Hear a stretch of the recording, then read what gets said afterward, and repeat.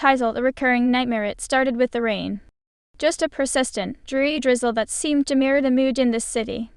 I'm Detective Miles Corbin, and I specialize in the unusual. And this case? This case was pushing the boundaries of a weird into something genuinely unsettling. The first victim was Arthur Finch, a retired accountant. Found in his apartment, a single gunshot wound. Then 3 days later, Evelyn Hayes, a florist, same thing. The similarities weren't just the deaths, they were the dream. All 5 victims, across 3 days, reported the same horrifying vision. A vast obsidian library, impossibly tall, stretching into a swirling gray sky. A voice, cold and resonant, reading aloud from a book with no title, no author, just endless, archaic text. It was a nightmare designed to break you. My partner, Detective Ramirez, was a pragmatist. He wanted to focus on motive, opportunity.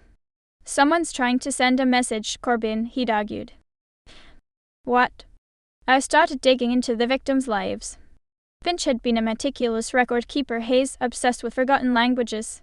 The library, the voice, it felt ancient, like something unearthed from a forgotten age. I spent a night at the city archives, poring over maps, historical records. I found something, a section of the city, now a park, that had housed a peculiar institution. In the late 1800s, a private research society obsessed with esoteric knowledge and forbidden texts. They called themselves the Custodians of the Silent Word. The records were fragmented, mostly transcripts of lectures and experiments.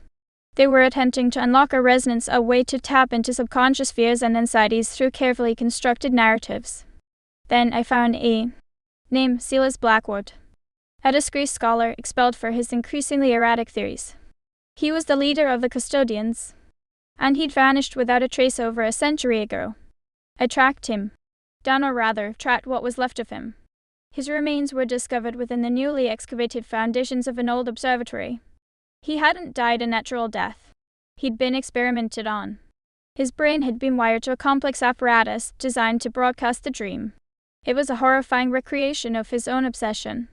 The evidence pointed to a lone, obsessive individual enacting a century-old plan. But it wasn't just about recreating the dream. The dream wasn't sending a message. It was amplifying one, feeding on the victim's deepest anxieties, making them vulnerable. I finally identified the perpetrator, a young man named Elias Thorne, a former student of Blackwood, living in seclusion, a shadow of the mad scholar. He'd been meticulously researching Blackwood's work, driven by a belief that he could unlock the resonance for himself, achieve enlightenment. He believed the dream was a key to oblivion. He'd been broadcasting the dream, targeting those with predisposition